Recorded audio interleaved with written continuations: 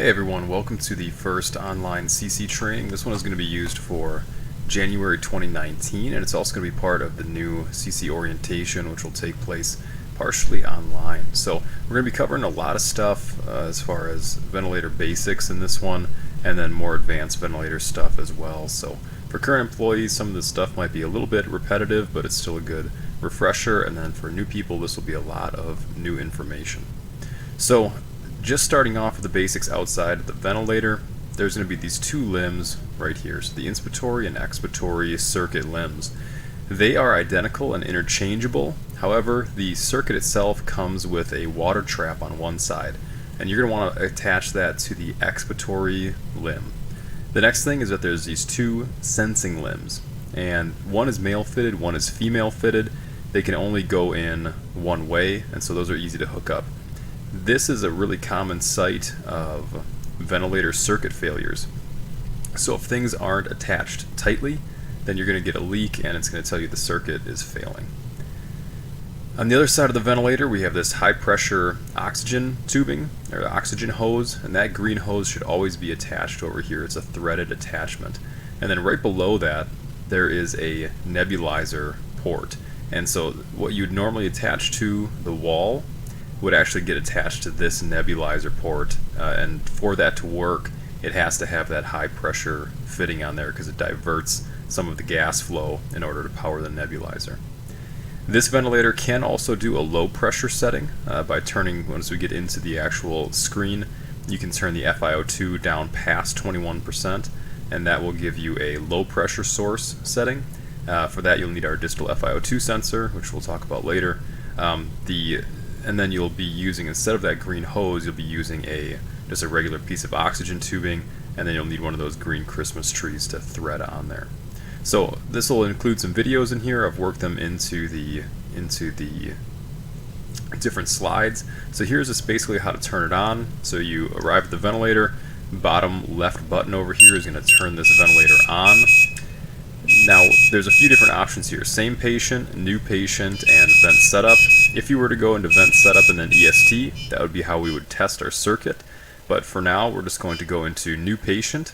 It'll ask you for a patient ID, just ignore that. And then we'll come down to patient size. And it's pediatric and adult. For most of our patients, obviously we'll want over 40 kilograms, so the adult. And then we'll hit next, and then it's intubated or non-invasive. So we'll just do intubated. And it'll come up with some really basic settings right there. Tidal volume of 500, 12 breaths a minute, PEEP of 6, FiO2 21, flow trigger 2 liters a minute, I time of 1, and an IDE ratio of 1 to 2. So most people can be safely ventilated on that. That's obviously not what we leave them on, but it's just some very basic settings just to get you started to hook up to somebody. Mostly if you're using it for pre-hospital use, you can just turn it on, attach it to a patient, and then within the matter of a few seconds, adjust their settings. So once we turn it on, so this is like before we would ever bring it to a patient bedside or wherever, maybe ditch side. So when you turn this thing on, we have to do what's called a circuit test, and this is something that we do before we put the ventilator away every single time. So whether it sits at your station or it's on your actual ambulance, we test these circuits. And so this is that thing that we kind of got a preview of in the last video, where turned it on, hit vent setup at the all the way bottom, went into EST, and then you're going to hit start, and we'll see this is called testing a circuit. This is you want to make sure everything is really tight on here. So we're at the beginning screen, vent setup. It'll warn you to remove the patient. So we'll cancel that alarm and go back. Extended system test, or EST. And it'll say remove patient, and all you do is hit start right there, and it's gonna ramp up the flow. And then what you do once it's ramped all the way up, it'll tell you to occlude Y. Put your finger over that and don't take it off until the test is finished. So it says passed, and then it stops. Then you're good to take your finger off of there. And then we'll go over how to store the ventilator for use for the next time. So to actually turn a ventilator off,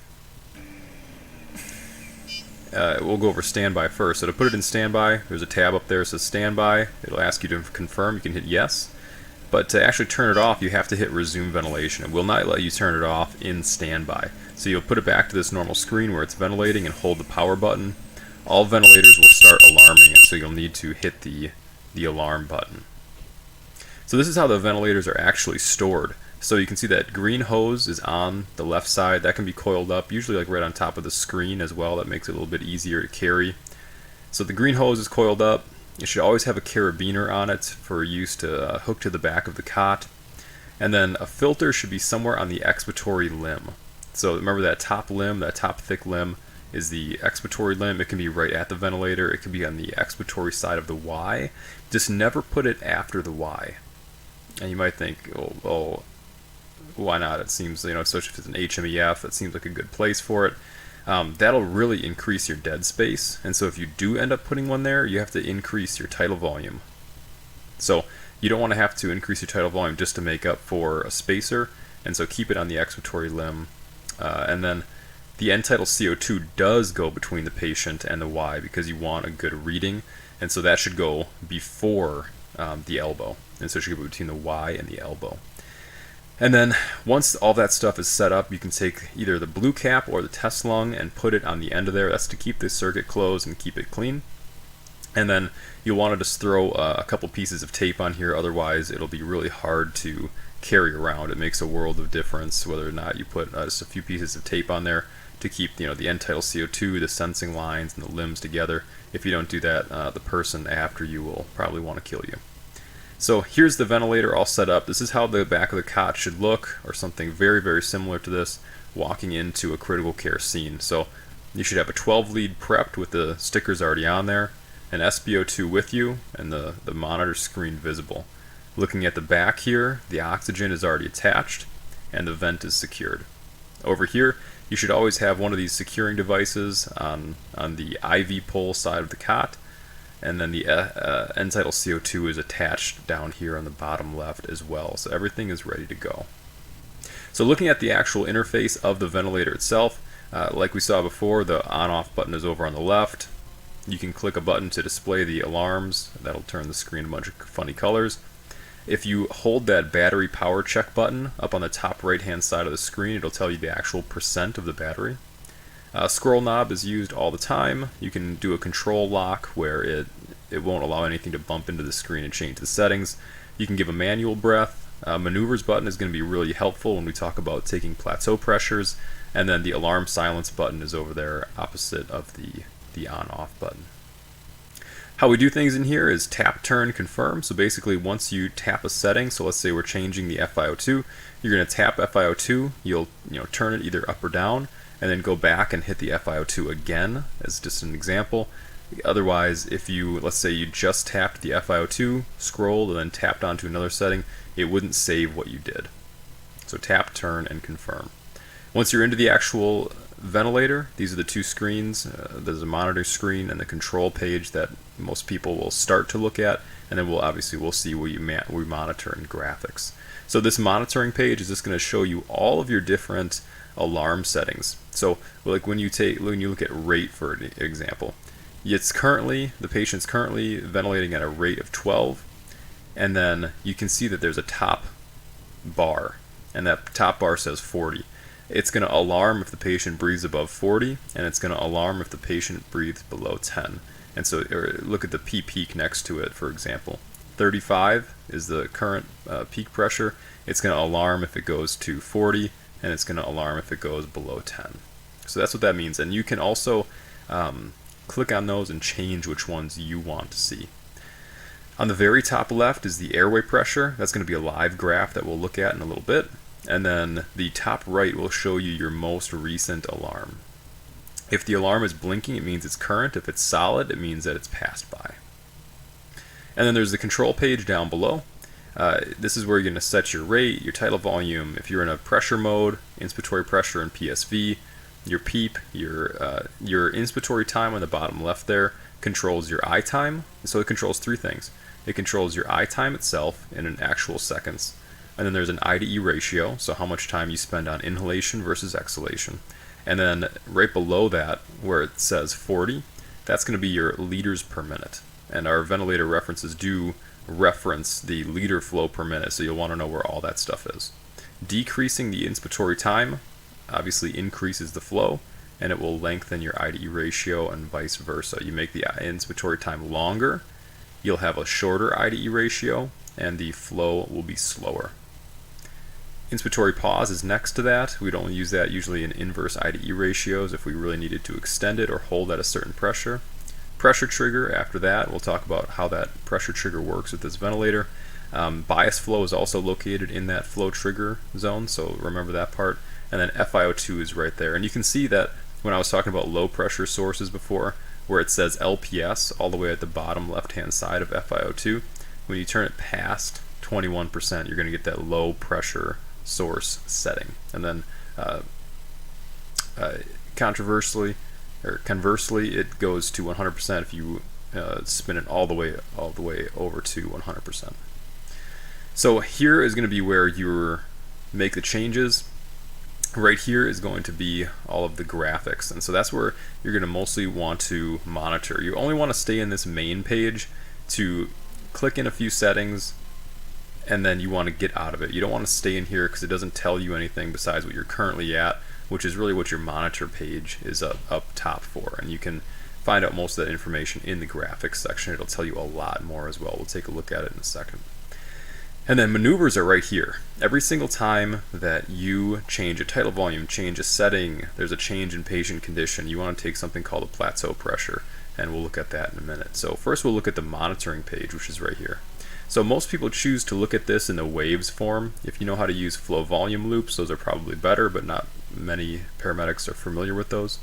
So we'll look at the waves for now. So we'll look at this top one first, not the one the finger is pointing at, but above it. So it's going to be flow in right here. And so when you're above that line where it says 0 is 0 flow per minute, 0 liters of flow per minute. So flow in is up here, and it stops right there. So that whole hump up is going to be flow in, and then this like triangle shape coming down is fast flow out, and then kind of coming to 0 flow. And that 0 flow ends pretty much right here. And then this flat line right here is no flow, a no flow state. And that's really important to note because you always want a little bit of a no flow state before the next breath comes, because let's take a look at what would happen here. So if we had, like, follow that dotted line, and if we can see right there how there's this elbow, and the next breath would have started, like let's just imagine that's the solid line, and the next breath started, flow started to come in before flow stopped going out. Well, that is the definition of air trapping and auto PEEP. And so even if the patient doesn't have like bronchitis or emphysema or asthma, you can give them auto PEEP by setting their ventilator wrong, by giving them a breath before they can exhale. And so what do you do to correct this? You increase the flow, or otherwise decrease the I time, which increases the IDE ratio. So like instead of like 1 to 2, maybe you go to 1 to 3 or 1 to 4. Or you can decrease the respiratory rate, because that's going to move that next breath out further, but just make sure that you're getting the same tidal or the same minute volume. So remember, if you go down on your rate, you have to compensate with a little bit more volume. Here's that monitoring graphics wave. So as we look at this wave, you can auto scale these if they're off the charts. When you click on the actual waves themselves, you can choose to color in different portions. So here's the inhalation portion, and then here's the exhalation portion colored in like this, and that little box will show you which one it's going to fill with color. I prefer to have it set like this. I think of the red as exhalation. You can color that if you want, but it's really easy to see when you set that exhalation to a color when it actually has met baseline and disappears. And then I come down here and I change my airway pressure waveform to something that's opposite, so that it's easy to tell when the patient inhales and when the patient exhales. So this is what you should always be monitoring in. So as far as that next portion, we talked about maneuvers. So here's how you get there. You're going to be in this main screen, and you'll see me hit maneuvers in a second, and I'll walk you through how to check a plateau pressure. Obviously, we keep our plateau pressures below 30. We'll talk about how to adjust that in a minute, but that number 30 is very, very important. Otherwise, we're at pretty high risk of causing ARDS. And then driving pressure is even more important, and we get that number from our driving or from our plateau pressure. So how do we do that? So a driving pressure is going to be our plateau pressure minus our PEEP. So let's take a look at how we're going to figure that out. So like I said before, we can go to our graphics, that's where we're monitoring. One more over is going to be our maneuvers, and there's going to be this thing called arm right here. And we see P-plat down here, the button up on the top right of the control screen. That is going to arm this, and there's this little maneuvers button down here. And what you're going to do is you're just going to hold that, start holding it at any time. It'll do the next breath, and hold it for just 1 to 2 seconds, and it'll give you a static pressure. And make sure you have a nice straight plateau like that. So it came back at 18. And so when we come back here and look at our PEEP was 6. And so I've got 6 and 18. So what is my driving pressure? If I were to subtract my P-plat, or subtract my PEEP from my P-plat, it would be a driving pressure of 12. Now that number is really important. It is very significant with ARDS. If you have a driving pressure that's over 15, then you are actively murdering that patient's lungs. It's very, very dangerous. So you want to either increase your PEEP to see if you can recruit more lung, or you're going to have to go down on your tidal volume so that you're not ripping apart their lungs so hard. So I'll just quickly go through the presets that this ventilator does when you first turn it on. So this is only for the adult sections here. So bias flow, which we'll talk about in a little bit, that's going to be the flow that comes in the inspiratory, out the expiratory at all times, independent of what the patient moves. That's basically what keeps the ventilator limb from turning into a giant snorkel. It gets rid of the CO2 so that we don't have so much dead space. So it'll default to 5 liters a minute. FiO2 is going to default to 21%, so you'll usually have to change that. Flow cycle is going to be off. Flow trigger, the flow that they have to generate inwards, the speed of the flow, is going to be set to 2.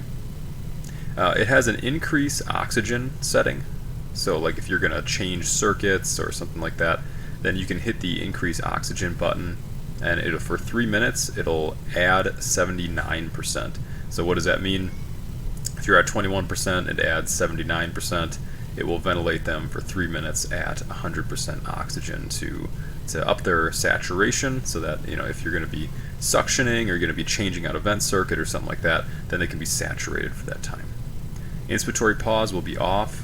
Inspiratory pressure, so like if you are ventilating in like pressure AC or something like that, it'll be set to 15 when you first turn it on. Inspiratory rise, we'll talk about that later, it's going to be set to 4. Inspiratory time, 1. You always want leak compensation on, and it'll default to volume AC when you turn it on. For non-invasive settings, so these are like the CPAP, BiPAP settings, then you are going to have a PEEP of 6, pressure trigger of 3, so they have to, well actually that's the same as the invasive. PSV, or pressure support ventilation, will default to 10. PSV cycle, that means when there's 25% of the flow left, it will cancel the cycle. PSV rise is 4.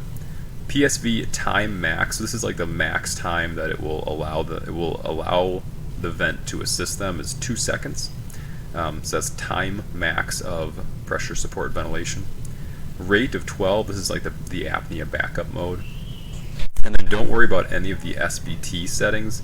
That SBT setting means a spontaneous breathing trial. That would be for like ICUs and things like that, where they're trying to figure out if the patient can be extubated. They'll put them on a spontaneous breathing trial because this is an ICU ventilator. So we don't worry about that mode too much.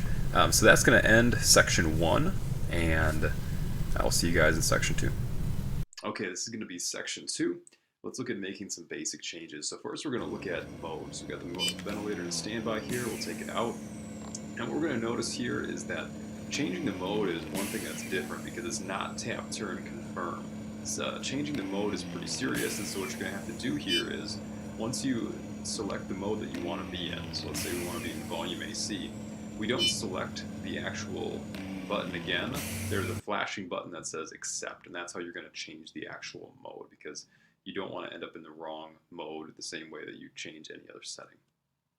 So we'll look at changing the tidal volume here. So this is one of the first things where you're going to look at one of the resources that we use. And this is the updated resource. And so you'll look on here and everything goes based off of ideal body weight. So what does that mean? It means how tall are they? Because that's what it's going to determine the size of their lungs. If anybody ever tells you that, oh, the patient is, 150 kilograms and, they're going to need a really big tidal volume, that's not true at all. You might need a little bit more pressure to ventilate them because there's a lot of transthoracic pressure from their body weight.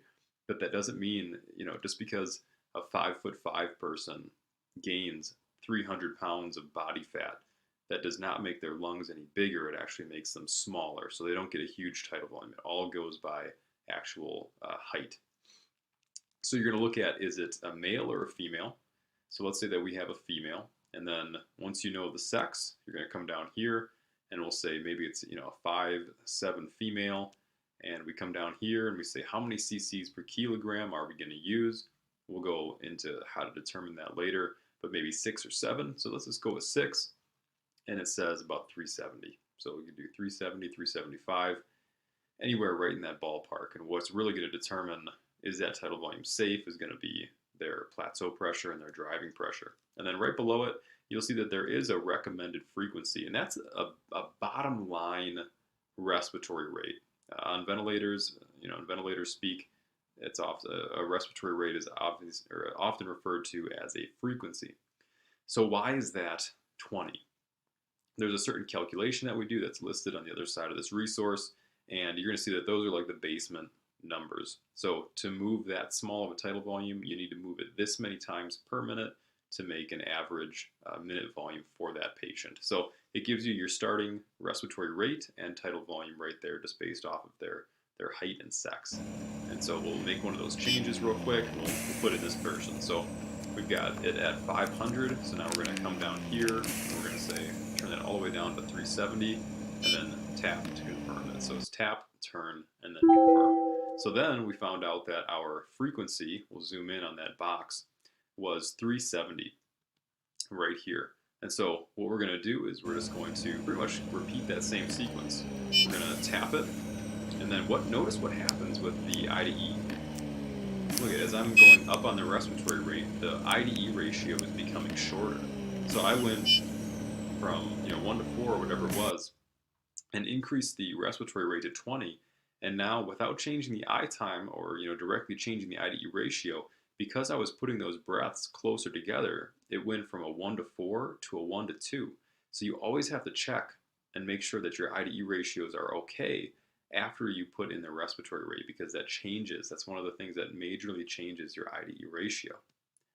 So let's look at FiO2 next. FiO2 is on the bottom right, and we're going to be using this scale right here. So this is mostly meant for what we call lung injury patients, who would be anybody basically that doesn't have COPD, asthma.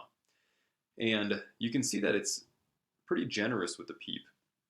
And so before you ever leave, 40% FiO2, you should be leaving 5 of PEEP. And this is because most of the time when we have a hypoxic patient, they have a lot of atelectasis going on because they haven't been naturally sighing, they haven't been using negative pressure ventilation for themselves to open their lungs up. And so we ventilate very small portions of the lungs, and that creates a ventilation and perfusion mismatch, or a VQ mismatch. And so the use of PEEP expands the lungs so that we have more surface area for gas exchange. And a lot of times increasing the PEEP by itself can fix an FiO2, or can fix an SpO2 without even touching the FiO2. So your goal is 94 to 99%. Obviously, we never want 100% because then we have no idea what the PaO2 is on the blood gas, because that can get sky high. So there is an asterisk down below, and we'll get to that in a second. So you can just see that these things are increased in tandem. So, if you had like 40% and 5, maybe then you'd have 50% and 8, and 60% and 10. And so that can go all the way up until you're using pretty high PEEP and FiO2. With patients that have asthma, bronchitis, emphysema, you're going to have different levels of PEEP. So if you have somebody with like asthma and bronchitis, they probably self-PEEP quite a bit. And so you might go more generous on the FiO2 on them and lower on the PEEP. On the other hand, even though emphysema is also a COPD patient, you might be more generous on the PEEP with them because they lose a lot of elasticity in their lungs, and so they need PEEP to keep it open. I always think about an emphysema patient's lungs as being kind of like shopping bags. Like they can expand and contract, but they have like real no elasticity to them. They kind of just stay in the form that you crumple them up into. And so they need PEEP to keep those open because they have very low elasticity. And then lastly, it says monitor the mean arterial pressure in hypovolemia. If they have relative or absolute hypovolemia, patients can get a little bit hypotensive on PEEP, and it's not nearly as exaggerated as people think it is, but it is something to watch if you're using PEEPs over 12, 14, 16. Really a PEEP between 5, 8, 10. That's really not very much, even though we don't see it very common. But using PEEP is part of a lung protective strategy that a lot of hospitals haven't caught on to yet. And so you'll frequently find patients that are on 5 of PEEP and 100% oxygen to try to keep them oxygenated, and that they have not even thought about trying to increase the PEEP to increase the oxygenation, but they go hand in hand. There used to be ventilators out there that actually the FiO2 and PEEP were one dial. You couldn't increase one without the other. That's how closely related they are. So when you come in here, you're going to see that you're going to have that oxygen connected, but it's not connected here, so you can see the O2 inlet pressure is nothing. So when I go to turn up the oxygen here, and I grab this FiO2, and I turn it up past room air, it's going to know that there's nothing coming in right now. Because there's no pressure coming in the O2 inlet. And so I'm going to turn that back down to 21%. It's going to stop drawing oxygen. And then you can see the loss of O2 alarm is no longer current, and I can get rid of that. So make sure that oxygen is connected, and make sure you're reading O2 inlet pressures so that it can actually suck in the oxygen. Here's the I to E ratio. So there is a portion on this, and it's called comfort, and that's for a reason. Faster flow rates are one of the biggest things that can reduce your need for sedation in a patient. If the patient feels like they're getting a really slow flow from the ventilator, then they're going to feel like they can't take the breath in like they want to. And so when I have a patient that's guppy breathing, that looks air hungry, that it is difficult to sedate, one of the first things that I do is I go to the ventilator and I'll turn down the I time so that they get the breath faster, because they can feel like they're suffocating if you don't do that for them. So you can see that this is for flow rate. It says set to 60 to 80 liters per minute. And then for injury patients, it can be an ID ratio like 1 to 2 or 1 to 3. Really the ratio is what you're going after, but then you want to pay attention to the actual flow rate if the patient is having difficulty with sedation. If the patient is not oxygenating well, we'll consider those inverse IDE ratios in a minute here. So you come down here, and we're going to notice that as you change the I time in seconds, that the flow rate is going to get faster. So 33, 37, 42 liters a minute, 49 liters per minute, 58.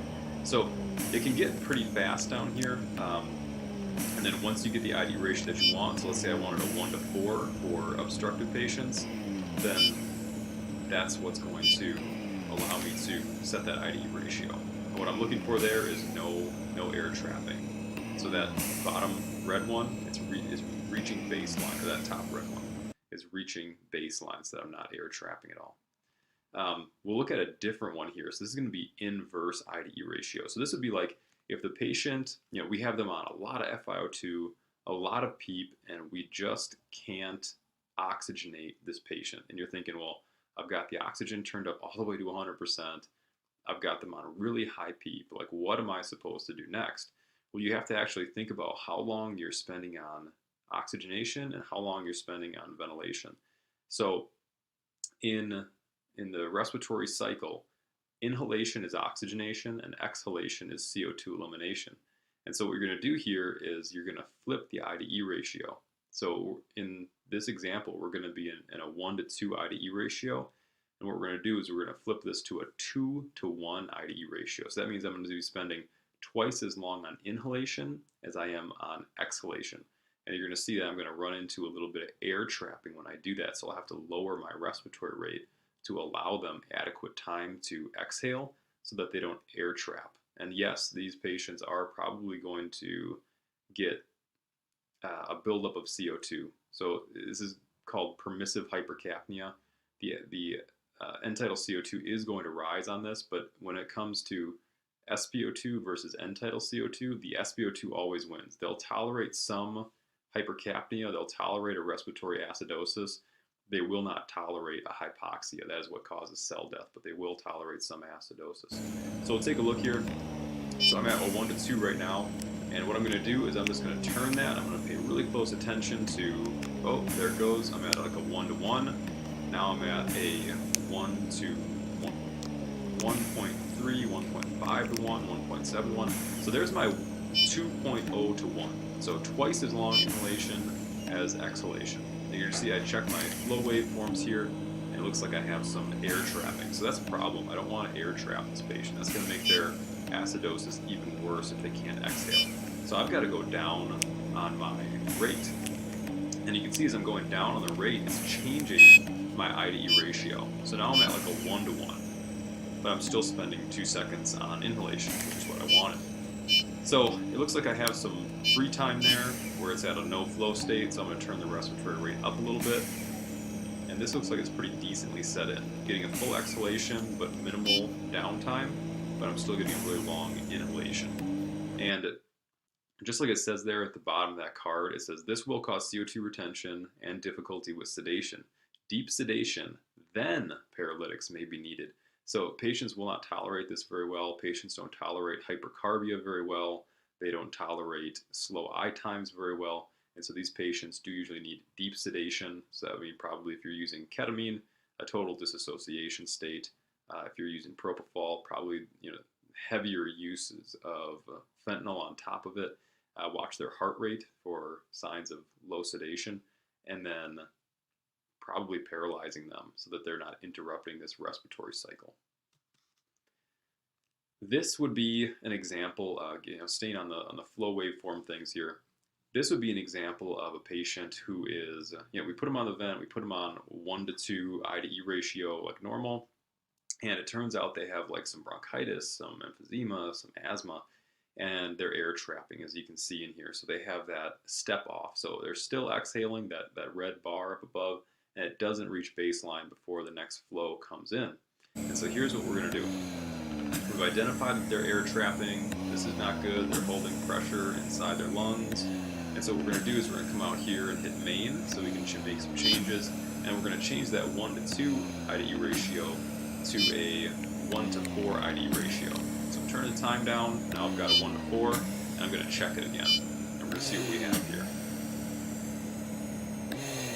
So it got a little bit better, but definitely did not reach baseline. So I still have some work to do. I've identified that they're still air trapping. So now I'm going to go down on my rate, maybe by like 1, 2, 3, and that's getting really close. So moving those next breaths out further, that's getting really close. Let's go down by another 2, and then we'll check it again. I'm at a 1 to 5.3 I/E ratio right now. And it turns out that's pretty much what this patient needed. They needed a 1 to 5.3, so I had to move that next breath out longer and increase the flow so that the breath came in faster as well. So remember that always monitor in that flow waveform. Moving on to trigger is the next thing. Trigger is going to be found right here, and its default set to 2 liters per minute. We'll talk about what that means in a minute.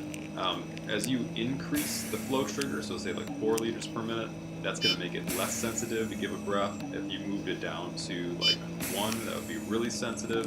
And then your bias flow, which is closely related to a flow trigger, is found in here as well. So like when you go to give a nebulizer, which you can see the nebulizer tab right above mode there, if you go to give a nebulizer, it won't let you unless the bias flow is set to 10, and that's how you get to the bias flow. Is you go to flow trigger and then tap in the sub menu down below it, bias flow, and you're going to turn that up to 10. So what does that actually mean?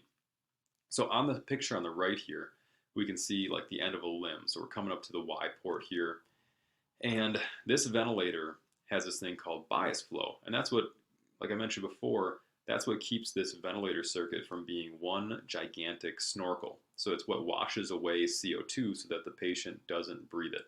So basically, if you see that first sensing hose right there, the one on top of the yellow one, that is the end of the dead space. And what everything before that, so like where my green arrow is coming in, to this arrow right here, to this arrow right here, is called circulating dead space. And it's not really true dead space because it's got a continuous flow that goes through it to wash away CO2, which is called the bias flow. It's normally set to 5 liters per minute. And so what that means is that independent of the patient breathing, never mind whatever the patient is doing, that ventilator is always sending 5 liters in one side of the circuit and out the other side of the circuit. And so, we need to turn that up to 10 when we have a nebulizer attached. So what is the flow trigger? So a flow trigger senses that distal sensing limb, that one that's clear, not yellow. That one will actually sense when the patient diverts 2 liters per minute of flow. So out of that, let's say we got 10 circulating around in there. When the patient diverts 2 liters per minute of that flow, the patient will have then triggered the ventilator. So that's what the 2 liter per minute trigger is. And that's what will actually trigger the patient, or trigger the vent to give the patient a breath. So I have seen it before, like let's say you have a very morbidly obese patient and you're bumping down the road in the ambulance. If this trigger is set too low, so let's say that they have a lot of weight on their chest, and when you hit bumps, their chest bounces up and down quite a bit, they may inadvertently trigger the ventilator, even though you don't want them to and they don't want to. They're just bouncing. And so you may need to turn this trigger up to 4 liters a minute.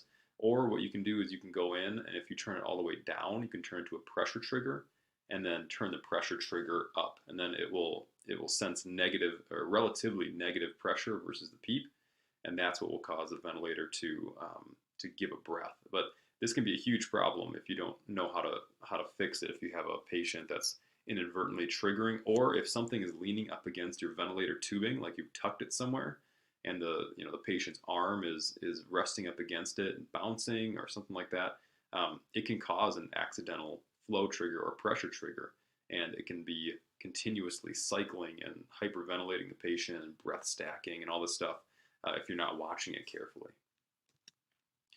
The next thing is airway pressure. So PAW is airway pressure, airway P pressure, and then the mean pressure in the airway.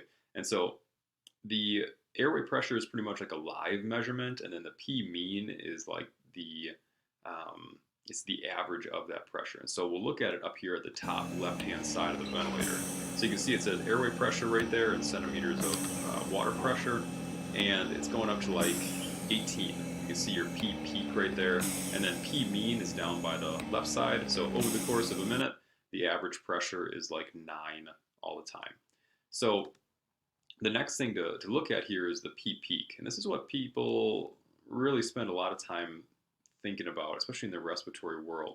They're always asking what the peak pressures are. It can signal airway resistance. It can signal that the patient is under sedated. It can signal vent asynchrony and things like that. So when we look at our ventilator, we can see that it's set to 40 right now. So if you see the P peak, it says the current one is like 17, and then the ventilator alarm, the P peak, is set to 40.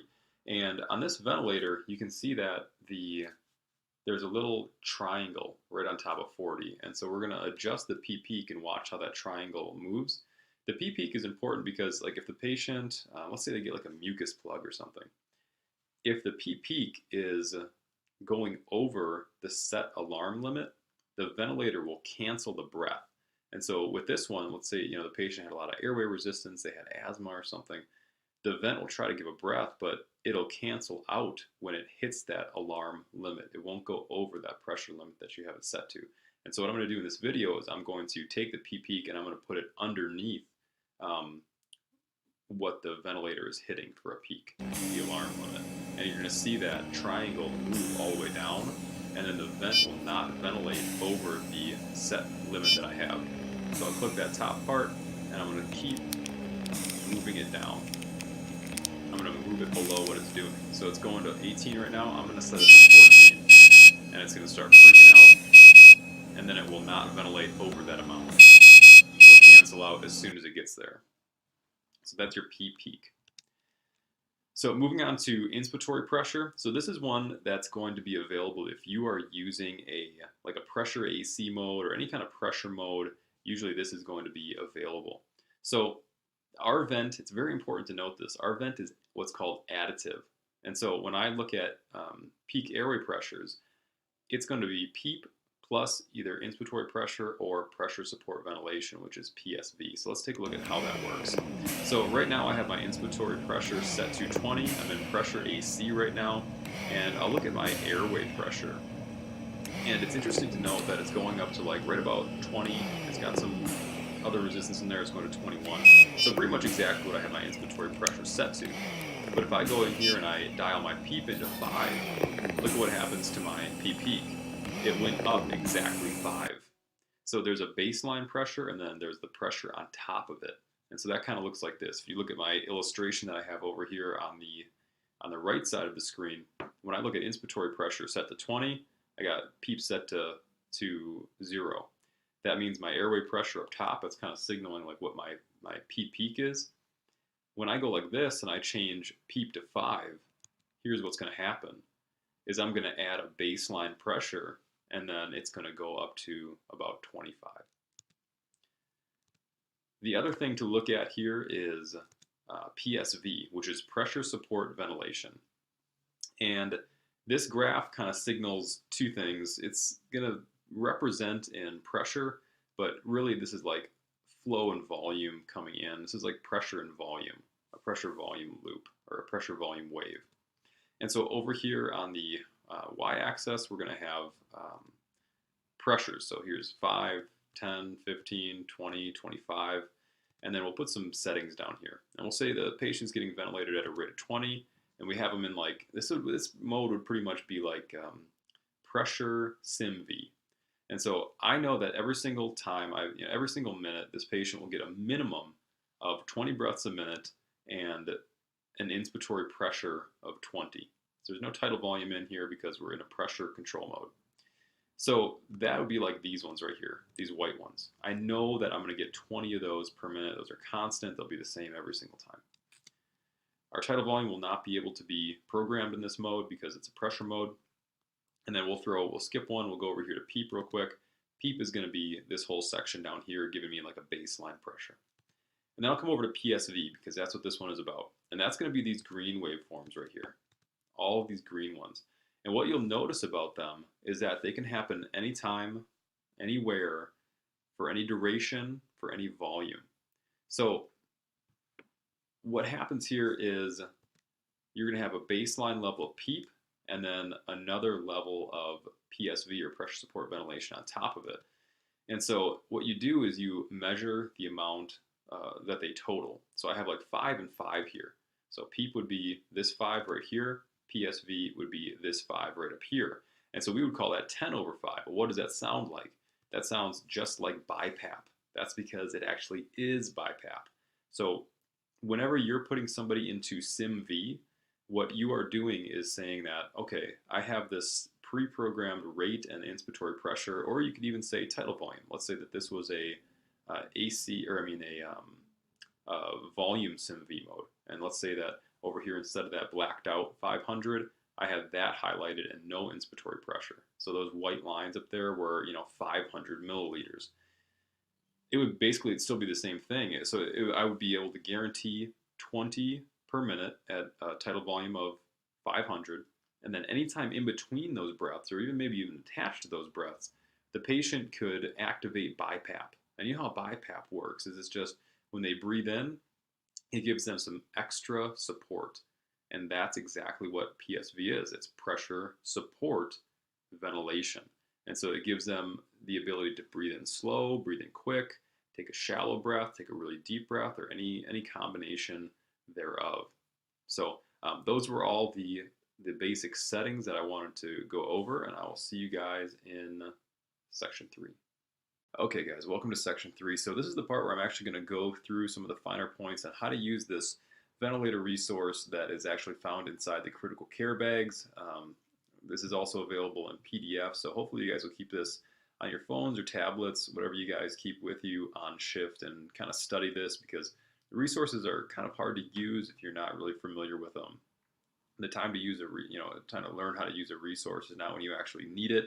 It's way beforehand. So in a panic, you can figure out exactly where everything is, and what settings you have to change and stuff like that. So this is the front of it. This will be the back of it. And so we'll go over vent setups real quick. We're going to start by looking at the back of this thing. So this is kind of the same as before when we talked about tidal volume. You're going to pick male or female. So check it out. Here you have a 5'4" female. Ideal body weight's going to be 54.7, and you're going to have a tidal volume 380. Maybe you use 7 cc's per kilogram. So 6 or 7. 6 would be ideal for lung protective strategy. 7 you would use if there was an actual need to move a little bit more tidal volume. And so when you set this thing in, you're going to look right up here. It says, if plateau pressures are above 30, decrease tidal volume by 1 cc per kilogram until the value of less than 30 is obtained.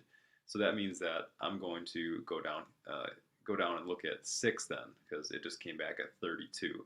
And so then I'm going to go ahead and use 330, which is 6 cc's per kilogram, and then make sure you're using the frequency that is associated with it as well. So then remember that those are just baseline frequencies. That's like your baseline respiratory rate that you should be using just as a basement floor. You may need to go over that, and we'll talk about that when we look at frequencies.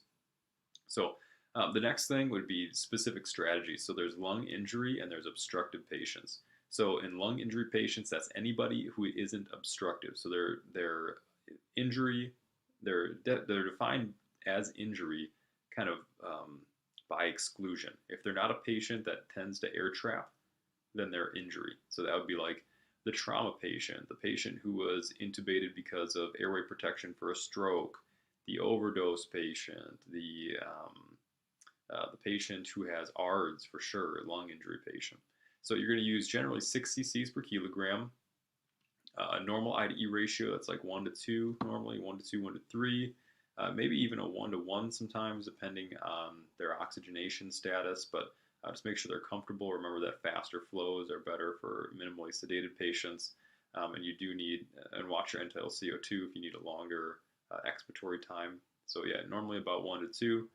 Frequency of approximately 20, because remember, you have a small tidal volume there, and so they're going to need more breaths per minute to blow off the CO2. And then for these ones, pretty strictly, you follow the FiO2 and PEEP chart. Now, if you have an obstructive patient, that would be somebody who has any kind of COPD, underlying asthma, stuff like that. You're going to use about 8 cc's per kilogram. Now, why is that? That is because you're going to give them a larger volume breath on the front end so that they can have longer to exhale. You're going to just jam in more tidal volume so that they can breathe less often per minute. I hope that makes sense. So the larger breath you give them, the less frequently they have to breathe. The less frequently they have to breathe, the longer their IDE ratio is. And because they air trap, that means they have longer time to get rid of that trapped air. So that's why it says longer IDE ratio right here. They get a minimum of a 1 to 4 IDE ratio. That means that their frequency, their respiratory rate, is usually about like 14, 15 per minute. They get more FiO2, less PEEP in bronchitis and asthma, but remember those emphysema patients, they might need a higher PEEP because their lungs are like trash bags, basically. So all respiratory rates are approximate. You're going to see why in a minute when we talk about frequency. And you really need to tailor your frequency to the CO2 elimination needs of each patient. And the actual formula that we use is based off of 120 milliliters of dead space. If you have a patient that has increased dead space, then you may need to increase that equation and use a higher frequency. So we're going to start at the top left here and kind of work our way down. So comfort, this is going to be that IDE ratio that we were looking at before. So these are the specific actual strategies now. So IDE ratio is 1 to 2, 1 to 3. And just keep in mind that even though the ratio might be okay, you want to look at the actual liters per minute because you might have to go down on them if the patient's uncomfortable, and you might have to go up on them if the patient isn't saturating well for certain reasons. Obstructive patients are longer IDE ratios, so 1 to 4, 1 to 5. And you always want to check those flow waveforms like we were looking at before when we were adjusting the IDE ratio to make sure that they're okay, to make sure that they're exhaling fully and that the flow stops. So if they're very difficult to oxygenate, consider inverse IDE ratios. That'll cause CO2 retention, difficulty with sedation, like we talked about before, and then deep sedation and then paralytics, never the other way around. Deep sedation and then paralytics may be needed. If you're going to use paralytics, make sure they're deeply sedated and that their pain is taken care of as well. So that means a sedative agent like propofol, Versed, along with an analgesic medication like fentanyl and ketamine. Ketamine can also serve both of those purposes, which is why we use it quite a bit. So ketamine can do sedation and analgesics, well, technically dissociation and analgesics. And then, but if you're using an agent like propofol, make sure that has no pain qualities to it at all. So make sure you're also using an analgesic like fentanyl or ketamine. So over here on the oxygenation side, goal of 94 to 99%, lowest FiO2 to accomplish that goal. And then here's that chart that we were looking at before. And then again, you might need lower PEEPs for people with asthma and bronchitis, but emphysema patients, they might require some PEEP. And then watch the map as well. Tidal volume, so that's going to be starting low, 6 cc's per kilo. If you come into a facility, you grab a patient that's already ventilated, and they have them on like some very large tidal volume, 10, 12 cc's per kilogram, and you come in and you're like, well, this is a lung injury patient, I got to go to 6 cc's per kilogram. You are correct that that is what current literature is telling us, that they should go down to 6, 7 cc's per kilogram. Even lower than that, 4 to 6 if they're an actual ARDS patient, and you have high plateau pressures, high driving pressures. But don't drop them extremely fast. If that patient is used to blowing off huge breaths at a certain time per minute, you want to slowly bring their frequency and their tidal volume where you need it to go. And so let's say that they're at 10 cc's per kilogram, you're trying to get them to 6, then you're going to maybe go down 1 cc per kilogram at a time while you slowly increase their respiratory rate. Don't make huge drastic changes and just drop them like a stone. They probably won't tolerate that very well, and you want to closely watch their end-tidal CO2 and their SpO2 while you're making these changes. Obstructive patients, we just talked about that, 8 cc's per kilogram and longer I/E ratios. Remember, if you give them a larger breath, they have to breathe less frequently. So plateau pressures should always be below 30, and driving pressures should be below 15. That plateau pressure, we watched a video of that before, I think in the first section. That's when we do that inspiratory hold, and then the driving pressure is that plateau pressure minus your PEEP. And so if you have a plateau pressure of 30, but you only have a PEEP of 5, that might look okay at first. So you're thinking, oh, good, I'm below 30 on my plateau pressure, but that would equal a driving pressure of 25, and that's really, really bad. Basically, what that means is you are actively murdering this patient with every ventilation. I was just reading my wife's respiratory book that she has. She's in RT school, and there's a section there about ARDS, and it says that with like extreme tidal volumes, or let's say you push a lot of volume into a very incompliant lungs, it says that 6 ventilations of inappropriate tidal volume can be enough to cause ARDS, which is crazy. It can be a very short amount of time to cause tears to those lungs, micro tears, cause an inflammatory response, and then just really alter that patient's course from there on out. So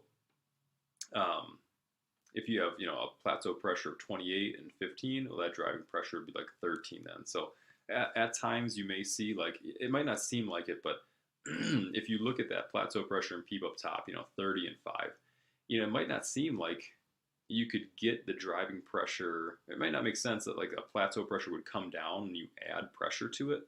But if you think about surface area of lungs, it starts to make sense, because if you have a very small portion of lung that you're working with and you're trying to squeeze a certain tidal volume in there, what you may have to do is just increase the PEEP, and that might drastically increase the amount of surface area that you're working with in the lungs, and that by itself will give you enough room for the tidal volume that you're trying to put in.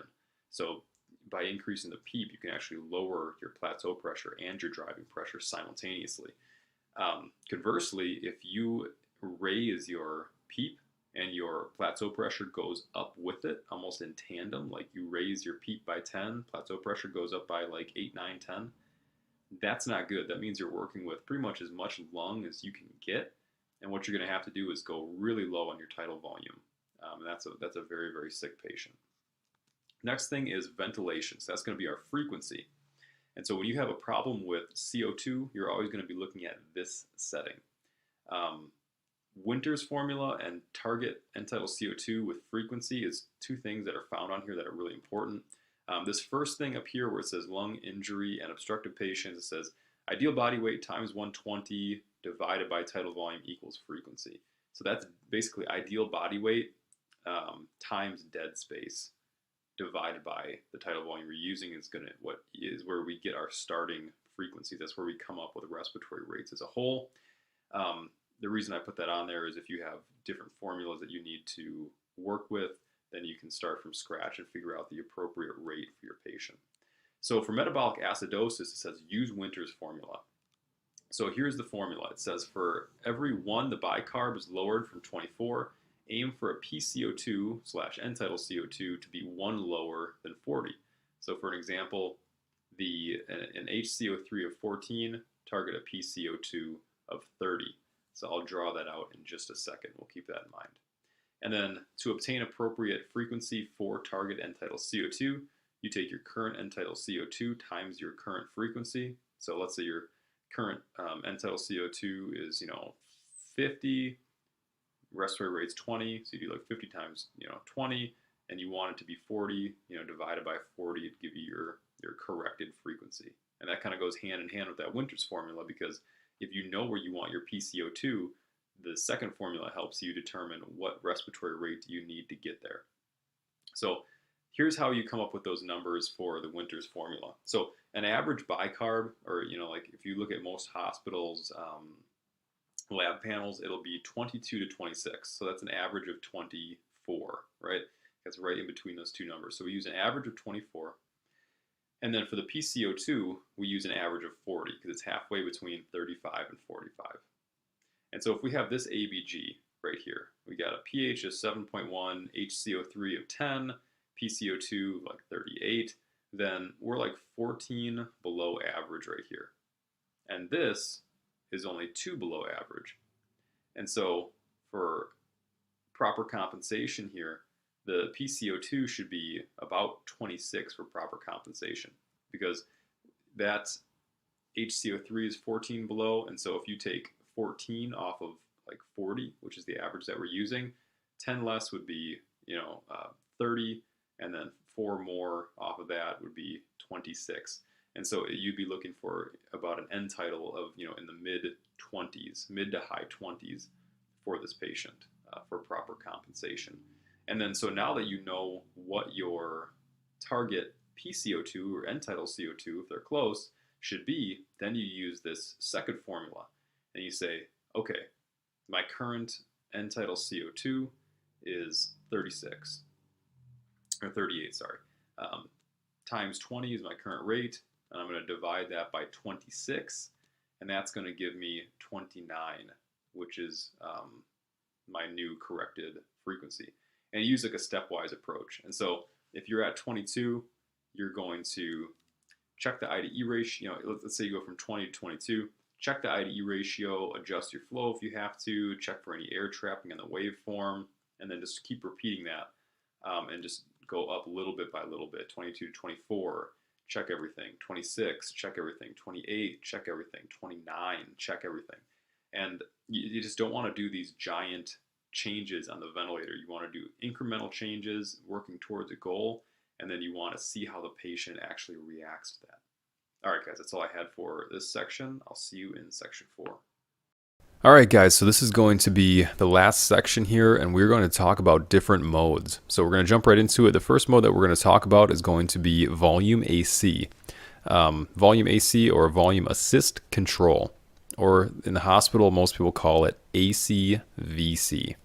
So when we look at volume assist control, this is like the most basic mode of ventilation that our vent offers. It's very close to what we used to have on the very most basic ventilators, where it's just rate, tidal volume, and FiO2.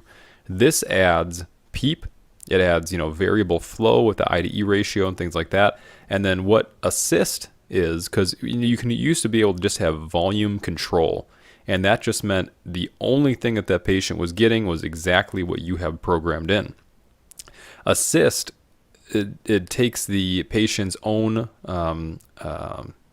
spontaneous assistance or spontaneous rate or spontaneous effort is what I'm trying to say, and then gives them that volume again. So in these modes, it's very nice because you are guaranteed a tidal volume. So when I put in, on the screen here, 12 and 500, I know that I'm going to get 12 breaths a minute at 500, unless the limb falls off the patient, unless, the peak pressures start going off, it stops ventilating, something like that happens.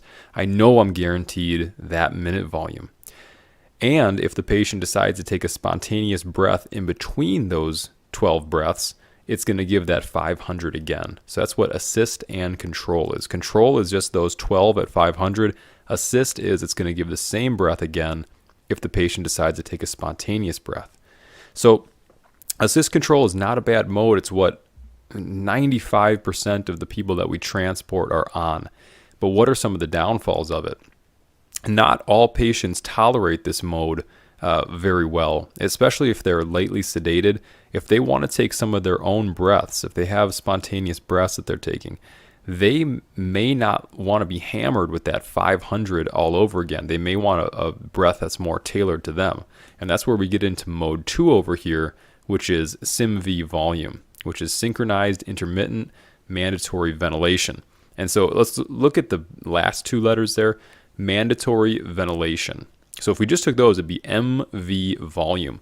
And so what that means is if we look at this mode again, we have a rate of 12 and a volume of 500. So that's the mandatory ventilation portion of this. You're guaranteed that minute volume again because it's a volume mode.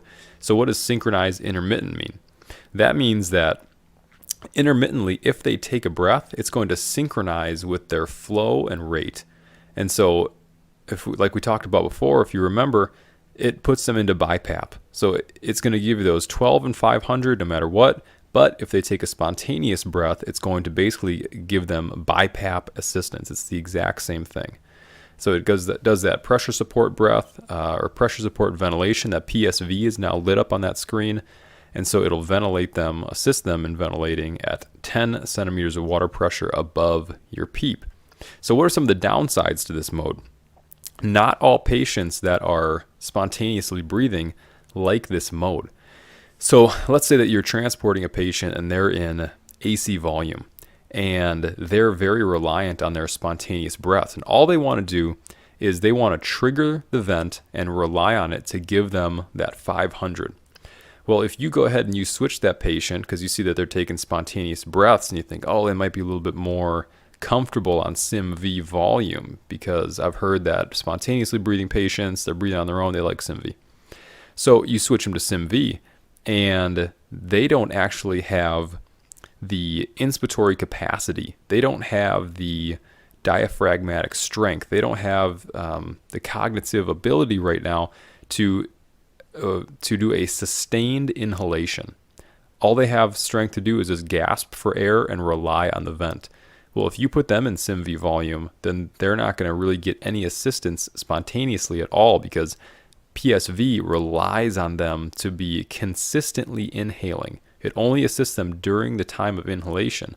Whereas if you had a triggered assist breath like an AC volume, all you'd have to do is gasp in and it would hit them with 500. So it doesn't work for all spontaneously breathing patients, but this is an option for patients who are pretty vigorous and not very, they are not synchronizing with the ventilator very well. So they probably need like a decreased eye time, more sedation, analgesics, and maybe switching to SIMV volume. Mode number 3 is going to be pressure AC or pressure assist control, otherwise known as ACPC. So this one is exactly like volume AC, except you're replacing the volume breath with a pressure breath. And you can see that you cannot set a volume in this mode.